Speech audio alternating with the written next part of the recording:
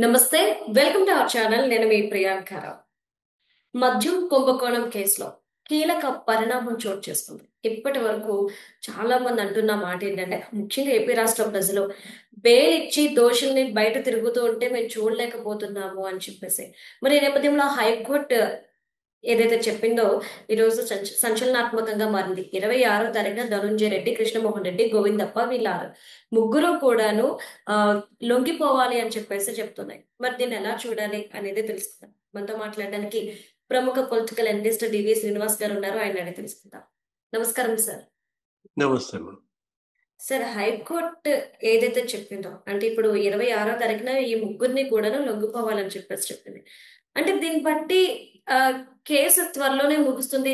ఎవరైతే big boss ఉన్నారు అని చెప్పేసి అనుకుంటూ వస్తున్నామో వారు త్వరలోనే అరెస్ట్ అవుతారో అనుకోవచ్చా? అంటే బ్యూటీ ఆఫ్ జ్యుడిషియరీయా దీన్ని ఎలా చూడాలి?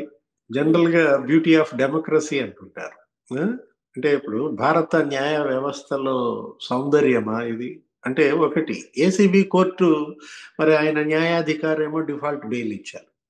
హ్మ్. కానీ డిఫాల్ట్ బెయిల్ ఇవ్వడమే కాదు, అప్పట్లో ఆయన చేసిన వ్యాఖ్యలు కూడా అప్పట్లో సంచలనమయ్యాయి. ఏంటి అసలు ఛార్జ్ షీట్‌ని తప్పుబడుతూ ఏదో 21 రకాల లోపాలను ఎత్తి చూపిస్తూ ఆయనే అసలు దగ్గర దగ్గర తీర్పిచ్చేసినంత పనయింది అప్పట్లో. అది చర్చనీయాంశంగా కూడా మారింది. ఇప్పుడు ఈరోజు హైకోర్టు ఇచ్చినటువంటి తీర్పు. ఏది ఈళ్ళ ముగ్గురి డిఫాల్ట్ బెయిల్ రద్దు చేస్తూ మీరన్నట్టుగా లొంగిపోమన్నారు. అంటే ఏంటి ఇప్పుడు చెవిరెడ్డి భాస్కర్ రెడ్డి ఇంకోసారి మరి తల గోడకేసి కొట్టుకుంటాడా? ఆ రోజు చెవిరెడ్డి భాస్కర్ రెడ్డి వీళ్ళకి బెయిల్ ఇచ్చారు. వీళ్ళ ముగ్గురికి డిఫాల్ట్ బెయిల్ ఇచ్చినప్పుడు హ్మ్. ఆయనేదో కొంచెం లేట్ అయింది. ఏది ఆ జైలు సూపరింటెండెంట్ రావటం కొద్దిగా లేట్ అయింది. ఆయన 8:30కో ఏమో రమ్మన్నారు వీళ్ళందరినీ. హ్మ్. బయటేమో అక్కడ జైలు బయట గోల. ఈ వైసీపీ వాళ్ళంతా అక్కడ తలుపులు కొట్టటం. జస్ట్ ఒక గంట లేట్ అయ్యేసరికి. లోపలేమో చెవిరెడ్డి భాస్కర్ రెడ్డి గోడకి తల కొట్టుకోవటం అంట. మా వాళ్ళని ఏం చేస్తున్నారు? మా వాళ్ళని ఏం చేస్తున్నారు? ఎందుకు విడుదల చేయరు? ఈ డబ్బులు అసలు అరుపులు, కేకలు, దబ దబ బాదటాలు. ఆ! హ్మ్. మరి ఇప్పుడు దీనికేమంటారు? ఏది ఇవాళ హైకోర్టు ఇచ్చినటువంటి ఈ తీవ్రమైనటువంటి అంశం, ఈ నిర్ణయం డిఫాల్ట్ బెయిల్ రద్దు చేయటం అంటే మామూలు అంశం కాదు. అవును. ACB court ఎందుకిచ్చింది? హైకోర్టు మరి దాన్ని రద్దు చేయడం ఏంటి? జనరల్‌గా ఇప్పుడు ఏంటి బెయిల్ ఈస్ ద రైట్. హ్మ్. Jail is exception. ఇది మనం చెప్పేది కాదు. జస్టిస్ కృష్ణయ్య గారు ఎప్పుడో చెప్పారు. ఏంటి జైలు అనేది ఎవరికీ కూడా అది కాదనమాట. బెయిల్ అనేది మన యొక్క ప్రాథమిక హక్కు. దాన్ని కాదనం. బెయిల్ 3 రకాలుగా ఇస్తారమ్మా. జనరల్‌గా ఏంటి ముందస్తు బెయిల్‌కెళ్తారు. లేకపోతే రెగ్యులర్ బెయిల్ ఇస్తారు. ఇప్పుడు ఇదేంటి డిఫాల్ట్ బెయిల్. ఇప్పుడు ఇచ్చింది డిఫాల్ట్ బెయిల్ 3 రకాలుగా బెయిల్ ఇస్తూ జరుగుతుంది. ఆ రోజు ఏసీబీ కోర్టు ఏమని అంది? మనం అంటోంది అదే. ఏది ఇప్పుడు వీళ్ళు ఒకడు 117 రోజులుగా జైల్‌లో ఉన్నాడు. హ్మ్. ఒకడు 113 రోజులు ఇద్దరు. ఎవరు ధనుంజయ రెడ్డిను, కృష్ణమోహన్ హ్మ్. రెడ్డి 113 రోజులు ఉన్నట్టున్నారు. ఆయన 117 రోజులు ఉన్నాడు. ఎవరు? బాలాజీ గోవిందప్ప. హ్మ్. ఇప్పుడు 90 రోజుల్లో ఛార్జ్ షీట్ గనక దాఖలు చేయకపోతే బెయిల్ ఇవ్వాలి. ఇది మామూలు రూల్ అన్నమాట. మరి గతంలో ఛార్జ్ షీట్‌లేసారు. అనుబంధ ఛార్జ్ షీట్‌లేసారు. హ్మ్. కాకపోతే ఆటిని గుర్తించటంలో లోపం అన్నమాట. దాన్ని అడ్డం పెట్టుకుని చిన్న సాంకేతికమైన అంశాన్ని లోపాన్ని అడ్డం పెట్టుకుని వీళ్ళు బయటకొచ్చారు. సరే రేపొద్దున మరి లొంగిపోమన్నటువంటి పరిస్థితుల్లో ఇదొక గుణపాఠం కావాలి. ఏది కింద కోర్టులు, పై కోర్టు, ఆ పై కోర్టు ఇన్ని కోర్టులతో మన యొక్క న్యాయ వ్యవస్థను ఏర్పాటు చేసిన లక్ష్యం అదే. ఎక్కడన్నా చిన్న లోపం జరిగితే కింద కోర్టు ఏదైనా పొరపాటు చేస్తే పై కోర్టు సవరించడం కోసం హైకోర్టు.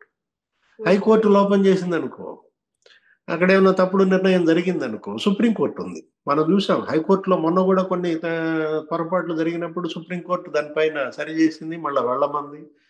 హైకోర్టును కూడా టేకప్ చేయమంది. చేశారు. హ్మ్. అదే అంటోంది నేను. ఏది బ్యూటీ ఆఫ్ జ్యుడిషియరీ అని. ఒకటి ఈ వ్యవస్థలో ఉన్నటువంటి ఈ లోపాలు, ఈ డొల్లతనం, ఈ దొంగల పాలిట వరాలవుతున్నాయి. వాళ్ళేం చేస్తున్నారు? ఆడుకుంటున్నారు. అంటే వాళ్ళ దగ్గర డబ్బుంది. ఆ డబ్బుకి ఆ మధ్య 5 ఏళ్ళు అధికారం తోడైంది. ఇక స్వతహాగా వాళ్ళు నేరస్తులు. వాళ్ళ యొక్క మనస్తత్వం, నెరపూరిత మనస్తత్వంతో ఈ డబ్బును వాడేం చేస్తున్నారు, అటు చట్టాన్ని తప్పుదారి పట్టిస్తున్నారు. నెక్స్ట్ వ్యవస్థనే గాడి తప్పించారు. ఏదైనా సరే, ఇటు పోలీస్ వ్యవస్థ గాడి తప్పింది ఆ రోజు. అప్పట్లో 5 ఏళ్ళు జగన్మోహన్ రెడ్డి హయాంలో ఆయన ఎవరి పైన పెట్టమంటే వాళ్ళ పైన కేసులు పెట్టారు, లోపల వేశారు. అంటే ఒకటి, ఇవాళ పాలకుడిది తప్ప, పాలనా యంత్రాంగాన్ని తప్ప అంటే పాలకుడు చెప్పిన పనుల్లో చేయాలని లేదు కదా. మీకు స్వేచ్ఛ ఉంది. యంత్రాంగం, ఐఏఎస్లు లేకపోతే ఐపీఎస్లు ఇవాళ మీరు నేరుగా రిక్రూట్ అయ్యారు. వీళ్ళ రిక్రూట్మెంట్ అంతా కూడా వాళ్ళు కష్టపడి చదువుకుని వాళ్ళు పాస్ అయ్యి వాళ్ళు వచ్చారు. ఎవరి యొక్క రికమెండేషన్తో వచ్చినాడు కాదు. మీరు ఎవ్వరికి లొంగి పనిచేయాల్సిన అవసరం లేదు అని కదా వాళ్ళు మిమ్మల్ని సెలెక్ట్ చేసుకుంది.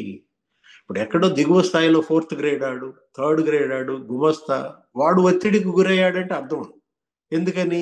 అతను ఉద్యోగం వాళ్ళ యొక్క దయాదాక్షిణ్యాల మీద వచ్చాడు, సిఫార్సుల మీద వచ్చాడు కాబట్టి చెప్పు చేతుల్లో ఉన్నాడంటే మనం యాక్సెప్ట్ చేయొచ్చు. వీళ్ళకేంటి ఐపీఎస్లు, ఐఆర్ఎస్లు లేకపోతే ఐఏఎస్ల యొక్క ఆ తప్పుడు నిర్ణయాల ప్రభావం ఇవాళ వ్యవస్థ అనుభవిస్తుంది. ఇప్పుడు మనం తీసుకుందాం ఏది, ఇప్పుడు ఇలా ముగ్గురు ఎవరు ఏం మామూలు వ్యక్తులేం కాదు కదా. ఒకడు ఓఎస్డీగా పనిచేశాడు అప్పటి సీఎంకి కృష్ణమోహన్ రెడ్డి.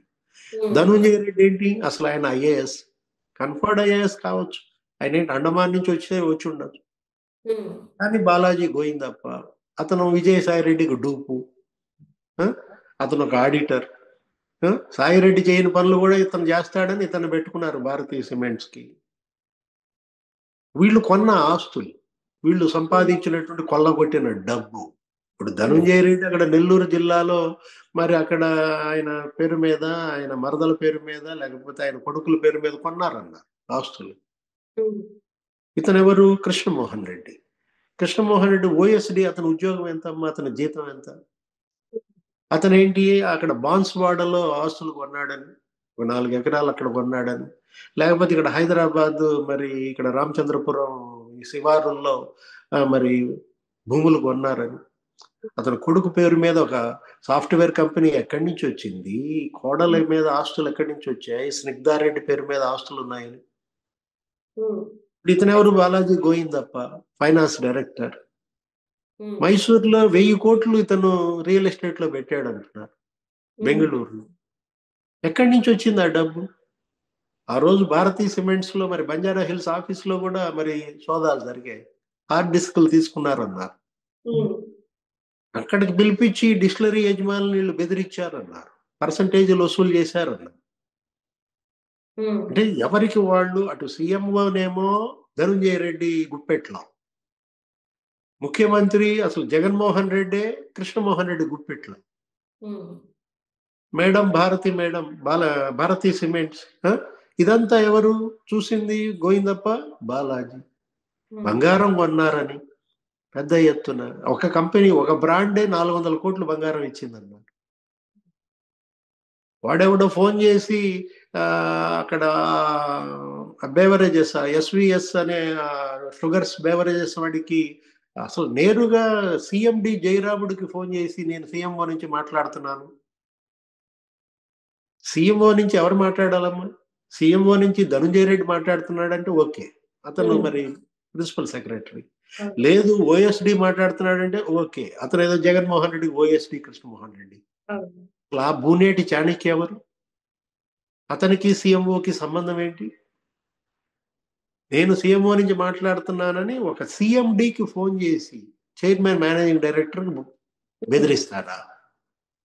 మీకు ఆర్డర్ కావాలంటే, ఆర్డర్ రిలీజ్ కావాలంటే మీరు మరి 400 కోట్లు బంగారం అడిగారని.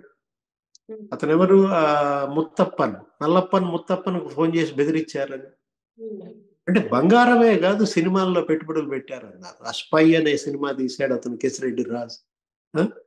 చాలా సినిమాలకు అడ్వాన్సులు ఇచ్చాడన్నారు. అతను హైదరాబాద్ లో రియల్ ఎస్టేట్ లో పెట్టుబడులు పెట్టారని, లేకపోతే హాస్పిటల్స్ లో పెట్టుబడులు పెట్టారని.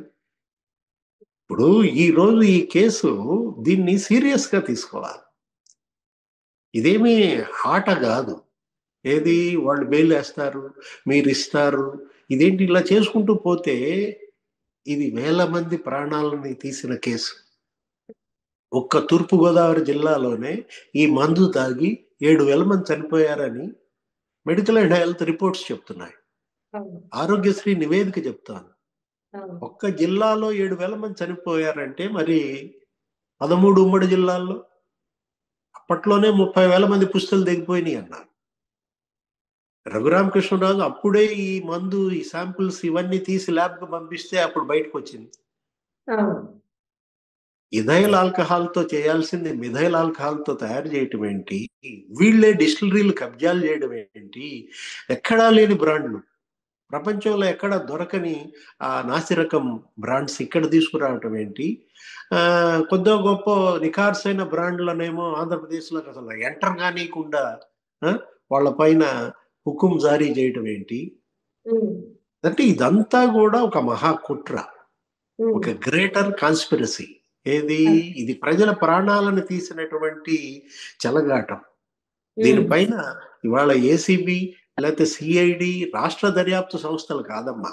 దీనిపైన ఇవాళ కేంద్ర దర్యాప్తు సంస్థలు సిబిఐ, ఈడీ, అటు కేంద్ర ప్రభుత్వం, ప్రధాని మోడీ, హోంశాఖ మంత్రి అమిత్ షా, ఇక్కడ ముఖ్యమంత్రి చంద్రబాబు, డిప్యూటీ సీఎం పవన్ కళ్యాణ్ 4 వైపుల్లో కమ్ముకుని దీన్ని గనక దర్యాప్తును కొలిక్కి తీసుకురాకపోతే, ఒక లాజికల్ ఎండ్కి తీసుకురాకపోతే ప్రజా తీర్పుకి వీళ్ళు వమ్ము చేసినట్టు.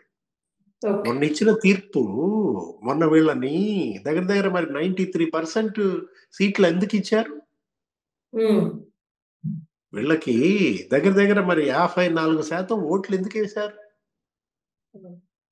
అది ఏంటి? ఆ తీర్పులో ఉన్నటువంటి సారాంశం ఏంటంటే, ఇవాళ ఈ మందు తాగి చనిపోయిన కుటుంబాలకు న్యాయం చేయండి, వీళ్ళ ఆస్తులు జప్తు చేయండి, మొత్తం ఆ జప్తు చేసిన ఆస్తులు ఈ బాధితుల సంక్షేమం కోసం ఉపయోగించండి. ఇది ఆ రోజు వచ్చినటువంటి ప్రజా తీర్పు. దానికి కట్టుబడాల్సినటువంటి బాధ్యత కేంద్ర ప్రభుత్వం పైన ఉంది, రాష్ట్ర ప్రభుత్వం పైన ఉందన్నమాట. దీన్ని కేవలం ఏదో డిఫాల్ట్ బెయిల్ అనో, ముందస్తు బెయిల్ అనో, రెగ్యులర్ బెయిల్ అనో, బెయిల్ మీద మనం డిస్కషన్ కాదు, జైలు పడాలి. వీళ్ళందరూ కూడా యావజ్జీవ శిక్షలు పడాలన్నమాట. వీళ్ళ ఆస్తులు ప్రజా సంక్షేమం కోసం ఉపయోగించినప్పుడే ఇది ఒక గుణపాఠంగా మారుతుంది. Thank you so much sir. నమస్తే.